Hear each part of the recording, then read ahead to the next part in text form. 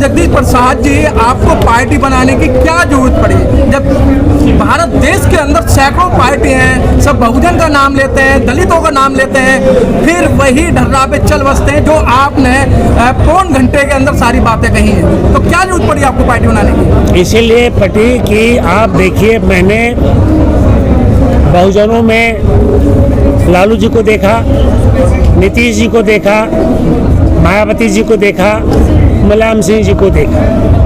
ये चार बहुजनों जो है यूपी और बिहार में रहे। 33 साल तक लालू जी और नीतीश जी ने बहुजनों को लिए क्या किया? कुछ नहीं। अगर बिहार को अगर आप देखें तो आज बिहार की शिक्षा और स्वास्थ्य गर्क में है, और वहाँ के बच्चे, आपको बता दूं खाली कि 8 जाते जाते 50% बच्चे स्कूल नहीं जाते, और 95% बच्चे 12th तक स्कूल छोड़ देते हैं। 3% बच्चे सिर्फ वहाँ पर छात्रावास में जाते हैं, ग्रेजुएट करने जाते हैं।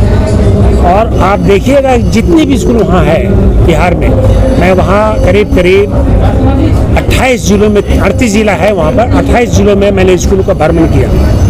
किसी भी स्कूल में जहाँ पर 20 टीचर होनी चाहिए, हमें 10 टीचर से ज़्यादा, 9 टीचर से ज़्यादा नहीं मिले। तो बहुजनों में बाबा साहब का पहला वर्ड था, शिक्षित करो, संगठित रहो, संघर्ष करो। तो इन्होंने शिक्षा को ही खत्म कर दिया। तो हमें लगा कि बहुजने हो करके भी इन्होंने बहुजनों पर ध्यान नहीं दिया। तो हम किसके साथ जाएं? कांग्रेस ने भी ध्यान नहीं दिया। भारतीय जनता पार्टी की हालत तो आप 2014 से देख ही रहे हैं। तो हमें लगा कि क्यों नहीं एक नौजवान, जो पढ़े लिखे नौजवान हैं, उनको बुलाऊं, उनको कहूं कि आप नेता बनिए, और सामाजिक जो समाज में काम कर रहे हैं, और आ करके जो पॉलिटिशियन पुरानी बातें करता है, झूठ बोलता है, लोगों को ठगता है, उस तरह की बातें ना हो करके एक स्वच्छ सरकार को बनाने की ओर चलें और गरीबों के बारे में सोचें। डॉक्टर जगदीश प्रसाद जी, क्या गारंटी है कि जो आपने यहाँ इतनी बातें बोली हैं कि आप भी खड़े उतरेंगे? मुझे लगता है इस समय जितनी पार्टियां हैं, जो बहुजन लोग पार्टी बना रहे हैं, वो बाबा साहब को, गौतम बुद्ध को, डॉक्टर अंबेडकर को बेचने का काम कर रहे हैं। मैं नहीं बेचता। आपको बता दूं एक बात और, कहते हुए अच्छा नहीं लगता, लेकिन आपने बोला तो मुझे बोलना पड़ रहा है।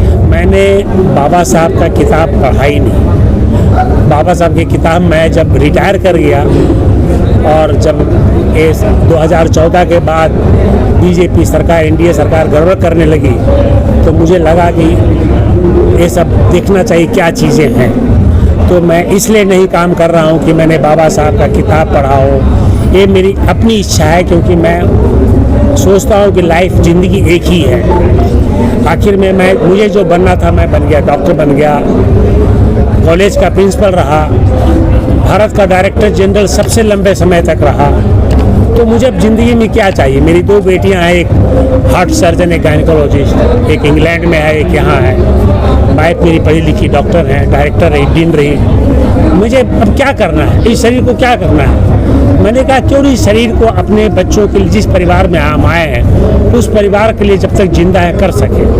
तो एक हमारा इनिशिएटिव है कि हम अपने बच्चों को, पढ़े लिखे नौजवान को हम पॉलिटिक्स में लाएं, उनको नेता बनाएं, और सच्चे नेता बनाएं जो समाज के प्रति समर्पित हो। इसी ध्येय से हम आए हैं। जिस तरीके से कांसीराम साहब जी ने पार्टी बनाई, और कांसीराम साहब ने, उनके पास ना तो बैंक बैलेंस था, ना कोई उनके पास प्रॉपर्टी थी, उनके पास ना कोई घर मकान था, उन्होंने 4 बार उत्तर प्रदेश के अंदर सरकार चलवा के दिलाई। तो क्या लगता है कि सर, आप तो एक बहुत बड़े सामाजिक कार्यकर्ता रहे हैं, आपने डॉक्टरी पेशे के अंदर बहुत समाज का काम किया है, तो आपको पार्टी से क्या तात्पर्य है? मुझे अपने गरीब भाइयों पर विश्वास है। 5-5 रुपया देगा अगर सारे गरीब भाई। मैं तो एक बात बोलना ही भूल गया कि भारतीय जनता पार्टी ने इन 9 सालों में 83 करोड़ लोगों को भिखमंगा भी बना दिया। भिखमंगा बना दिया, अनाज देना भिखमंगा हुआ। अगर काम देते मनरेगा में तो अनाज नहीं देना पड़ता। तो मैं नहीं चाहता कि मेरे भाई जो गरीब परिवार के लोग हैं वो पढ़ें लिखें और शिक्षित होकर के अच्छी नौकरी मिले, अच्छा काम करें। सर, आगामी योजना क्या है? संगठन को बनाना, 2024 का इलेक्शन को लड़ना, कोशिश करना कि भारतीय जनता पार्टी नहीं आ पाए, या तो नीति बदल लें। आज का जो मैं भाषण दिया, हो सकता है बीजेपी को अकल आ जाए तो सब जितना भी बेचे हैं उसको वापस लेके राष्ट्रीयकरण कर दें और कल अनाउंस कर दें भाई कि हम मीडिया को स्वतंत्र, आप लोग का स्वतंत्रता नहीं है, आप लोग नहीं लिख सकते सरकार के खिलाफ, लिखेंगे तो आपको प्रॉब्लम हो जाएगा। ये तो अमेरिका कह चुका है। जैसे देश में बहुजनों की तमाम पार्टियां हैं और आपकी एक नई पार्टी आने के बाद क्या लगता है कि आपकी पार्टी बहुजनों की जो वोट बैंक है ये बीजेपी को मजबूत करेगी? हमारी पार्टी बीजेपी को मजबूत करेगी? जी हाँ।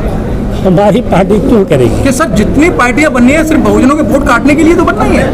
लेकिन मैं काटने के लिए जहाँ ऐसा बात होगा तो मैं वहाँ लड़ूंगा ही नहीं। मुझे ऐसा लगेगा कि मेरे रहने से बहुजनों की पार्टी, बहुजनों की वोट कट रही है और बीजेपी जीतने वाला है, वहाँ मैं नहीं लड़ूंगा। जिस दिन मैं समझ जाऊँगा कि मेरे खड़ा होने से वोट बंट रहे हैं, हमारे तरफ वोट नहीं आ रहे हैं, मैं नहीं लड़ूंगा इलेक्शन। जहाँ सर आपकी पार्टी के मुख्य मुद्दे हैं शिक्षा, एजुकेशन। एजुकेट कर दीजिए, सबकी बच्चों को पढ़ाई एक तरह करिए। आप एक को सरकारी स्कूल में, एक को पब्लिक स्कूल में नहीं कर सकते। आप इस शिक्षा एक ढंग से दीजिए, फिर आप कंपटीशन कराइए। हमारे गरीब बच्चों को, schedule caste, schedule tribe, backward बच्चों को आप पढ़ाते हैं सरकारी स्कूल में और बड़े लोगों के बच्चे पढ़ते हैं पब्लिक स्कूल में, और फिर आप कम्पीट कहते हैं, कहाँ से कम्पीट करेगा बताइए। सर एक सवाल, आपने अभी कहा कि लालू जी की बात करी, आपने मुलायम सिंह जी सब की बात करी। एक जो सबसे बड़ा कॉमन मुद्दा है कि जैसे कि लालू जी की पार्टी है, वो उनके पार्टी में उनके बेटे ही नेता बन गए, उनके परवेज जाति नेता बन गए, और ऐसे बीएसपी में भी यही हो गया कि उनके भतीजे आ रहे हैं, और मतलब मुलायम सिंह जी के बेटे अखिलेश यादव। तो क्या आप भी अपनी इस पार्टी में लोकतंत्र जो होता है, राष्ट्रीय चुनाव होता है, एक जाति की ना रह के लोकतांत्रिक न्याय पार्टी में उसमें सभी का बराबर हिस्सा मिलेगा, या फिर कोई आप ही का कोई व्यक्ति आ जाए? मेरे परिवार के कोई रिश्तेदार नहीं रहेंगे, पहला बात, कोई आदमी रिश्तेदार नहीं होगा, इसमें हर जाति के होंगे। और मैं तो कहता हूँ कि जिस दिन इस देश के दलित और मुस्लिम एक हो जाए तो प्रधानमंत्री या तो दलित बनेगा या मुस्लिम बनेगा, या वो बनेगा मुस्लिम प्रधानमंत्री या हम बनेंगे प्रधानमंत्री, या वो बनेगा डिप्टी प्राइम मिनिस्टर या हम बनेंगे डिप्टी प्राइम मिनिस्टर। डॉक्टर साहब, ये तो मुसलमानों ने कासिम राम साहब की बात कहाँ मानी, ना दलितों ने मानी। ऐसी बात नहीं है सर, आपने समझाने की कोशिश तो किया होता। आप मुस्लिम क्यों बोलते हैं? अगर कोई धर्म मान लेता है तो उससे आदमी बदल थोड़े जाता है।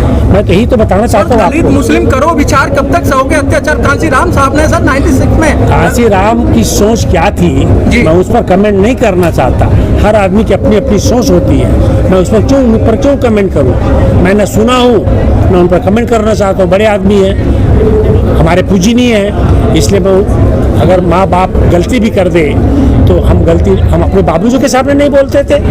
बाबूजी डांटते थे, हम जानते थे कि बाबूजी गलत है, हम चुपचाप वहाँ से हट जाते थे। अच्छा सर, तो हम कांसी राम जी पर क्या बोलेंगे? वो भी पूजनीय है। आगे 2024 में आपकी पार्टी इलेक्शन लड़ेगी। कितने राज्य में लड़ेगी सर? दिल्ली में लड़ेगी 2 सीटें, north east, north west. UP में लड़ेंगे, देखेंगे कि कहाँ पर अखिलेश यादव से टकराव हो रहा है, वहाँ नहीं लड़ेंगे।